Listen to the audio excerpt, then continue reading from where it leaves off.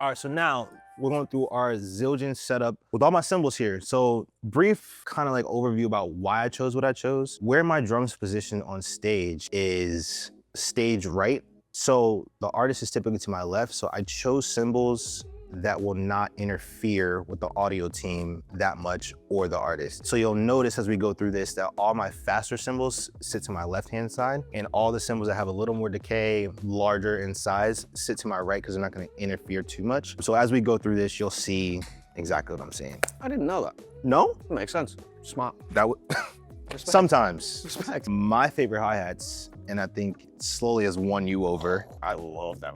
So I'm screaming through the show every night. What's that one song? There's a bit where you... Oh, it's like an interstitial. Though. Yeah, and you just play like open. It's quarter open. note. And I'm like, oh, every night. Every screaming in night. your mic. He's gonna talk back. I'm like, yo, I gotta play this. I was going, woo, hi-hats. All right, so we got 14-inch sweet hats.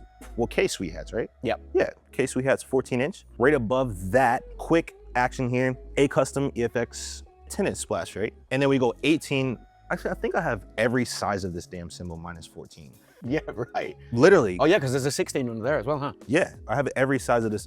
If you're ever curious what my favorite cymbal is, there you go. So it's an 18-inch EFX A custom crash. To the right of that, my main crash is a K-Sweet. And we went back and forth with this for a second. We decided between cluster and sweet, and I feel like this is a better blend for the music that we have, but let me go to this side. You'll understand why. 10-inch A custom splash. I think this is on every single one of my kits.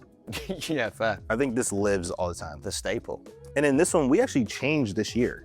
Yes, because that was a 12 last year. This is a little secret sauce. And I can't even take credit for this one. This is Rico. Rico, I peeped it, stole it, vibes, but shout out to you, Rico, for being incredible. 10-inch Oriental, I guess it's technically an Oriental China, 10-inch.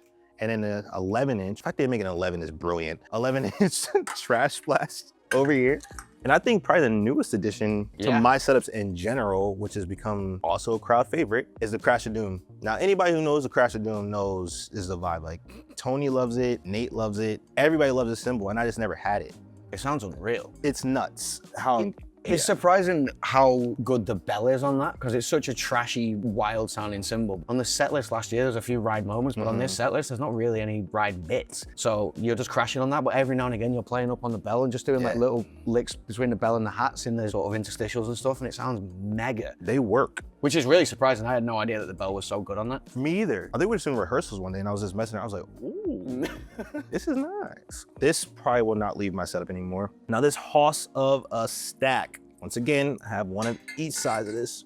16-inch Oriental, and then a 16-inch EFX joint. Sticks Taylor, boom, Dev. Shout out to Dev. Dev put me on this stack. If you haven't noticed, my friends are dope. Rico, Dev, they care. Now we went 20-inch over here, which is, I think this size is new. So this year it's newer, but we also went to larger rooms. So now we're playing arenas, thank God. So we went to a 20-inch crash, and then like I said, I have every single one of these. 20-inch EFX A custom crash here, which is nuts. And then the one that magically made its little guest appearance. When did we change this? I don't know. I don't even know where that came from. I think we added it like in the middle of a show one time. That sounds like something we would do, because well, I get bored. Is this it is a special dry. Yeah, special Did you have dry. that with the old hats? Because you had the special dry hats before, right? Yes, that's exactly why that happened. And we just had it around. I was like, let's get it. Where's it gonna live? There. Of course it is. That was the choice. Why would it not?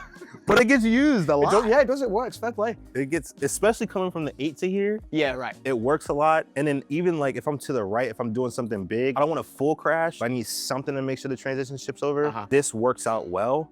And where Curtis has our overheads set up, they're typically out here. So it cuts through perfectly. That's the full specs of that. Can I just take a moment now to apologize for how disgusting these cymbals are at the minute? It's driving me insane. We're gonna dock your pay a little bit. It's okay, not, but it's not how I'm normally rolling, but by the time you see this or you see them at a show, they'll be shiny again, I promise. So when you took this off, I was like, dude, what is that?